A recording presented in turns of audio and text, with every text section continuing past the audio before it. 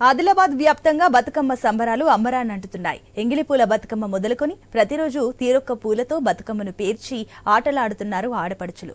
వరి, పత్తి పంటలను సాగు చేయడంతో తాము నష్టాలను చవిచూశామంటున్నారు రైతులు.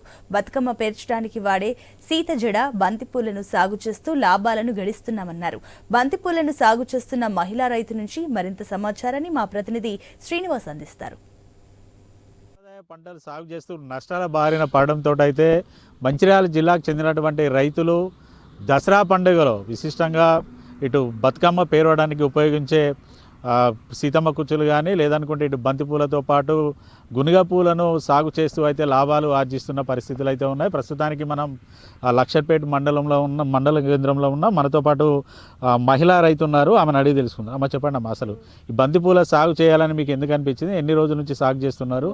ఎట్లా ఉన్నాయి లాభాలు? మంచిగానే ఉంది. 3 సంవత్సరాలు వేసి ఎత్తున్నాం. ఫస్ట్ కొంచెం పెట్టినాం, మళ్ళీ పోయిన సంవత్సరం కొంచెం ఎక్కువ పెంచినాము. మళ్ళీ ఈ సంవత్సరం అది 10 గుంటలు సీతమ్మ, 10 గుంటలు బంతి పెట్టినాము. ఇక మాకు కొంచెం ఎక్కువ లాభం అనిపిస్తుంది. మేము ఇప్పుడు వినాయక చవితి, దసరా, దీపావళికి అమ్ముతున్నాము. మళ్ళీ చట్టి వరకు కూడా మళ్ళీ పెట్టుకొని అమ్ముతున్నాం. మాకు ఇది లాభం అనిపిస్తుంది. పని ఉంది, ఇంట్లో పని ఖర్చు ఉంది, లాభం అనిపిస్తుంది, పెట్టుకుంటున్నాం. మీరు ఎన్ని గుంటలు చేస్తారు? ఎంత ఎంత ఖర్చు అవుతుంది, ఎంత లాభం వస్తుంది? ఇక మేము ఈ పత్తి పంటల వెనుకలు చూస్తే ఖర్చు ఎక్కువైనా కానీ మాకు ఈ పైసలతో ఎక్కువనే లాభం వస్తుంది. అట్లా వస్తుందని పెట్టుకుంటున్నాం. మేము 10 గుంటలు సీతమ్మ, 10 గుంటలు బంతి పెట్టినాము. అద్దెకురం పెట్టినాం. మేము ఫస్ట్ సారి 5 గుంటలే పెట్టినాం. పోతుందా పోదా అని భయంతో అందరు ఇక్కడికే వచ్చి కొనుక్కుంటారు. మేము ఎక్కడికి తీసుకుపోయి అమ్ముతలేము. వాళ్ళే ఇక్కడికి తోటక్కడికి వచ్చి తీసుకొని పోతున్నారు. పూలు మంచిగా ఉన్నాయి, చెట్టు విని పూలు తాజాగా ఉన్నాయి అని తీసుకుంటున్నారు. 50 నుంచి 60 వేలు ఖర్చు వచ్చింది. మాకు 1,00,000 రూపాయలు దానికి వస్తాయి. 1,00,000కి పైననే వస్తాయి అద్దెకురం పూలు అమ్ముకుంటే. వేరే సీతమ్మ పెడతారు కానీ బంతి మేమే పెడుతున్నాం. వాళ్ళు మేమే కానీ బంతి తోటలు లేవు ఎక్కువ. వాళ్ళు మేమే పెడుతున్నాం. మాకు మంచిగానే లాభం వస్తుంది. ఒకసారి అంటే ఇక మాకు రోజు కొంచెం ఇట్లా 2-3 కొనుక్కపోతారు కానీ దసరా, దీపావళికి, వినాయక చవితికి ఎక్కువ కొంటారు. సట్టిలో కూడా పోతుంది. నెలంతా కొంటారు. ఇక వారం ఇట్లా మంచిగానే ఉంది, లాభమే ఉంది. లాభం ఉన్నదనే పెట్టుకుంటున్నాం. అంతకుముందు ఒక పొలాలు ఇవి పత్తి చేనులే చేద్దాము.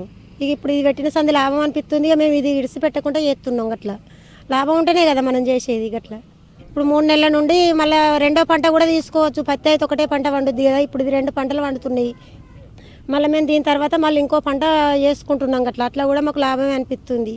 ఇది బంతి తీసిన తర్వాత మేము పోయినసారి బెండ తోట పెట్టిన వల్ల కూడా మాకు లాభమే వచ్చింది. మంచిగానే ఉంది.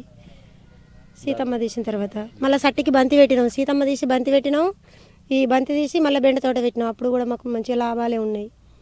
ఇటు చూడొచ్చు, ఇటు రైతులు కూడా చెప్తున్నది ఒకటే, సీజన్లను బట్టి కేవలం బంతిపూల సాగే కాకుండా సీజన్ బట్టి పంటలు మార్పు చేయడంతో అయితే తాము గతంలో నష్టాలు చూసాము. ఇప్పుడైతే నష్టాలు లేకుండానైతే కొంతమేర ఆర్థికంగా వెసులుబాటు అయితే జరిగింది.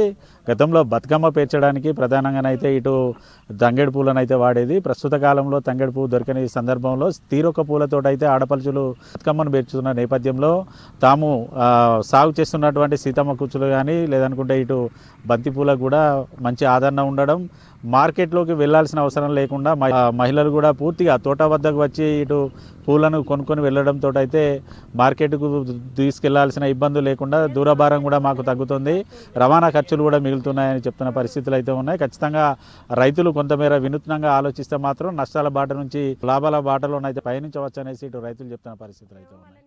వీడియో జర్నలిస్ట్ రమేష్తో శ్రీనివాస్, ఐ న్యూస్, లక్షపేట.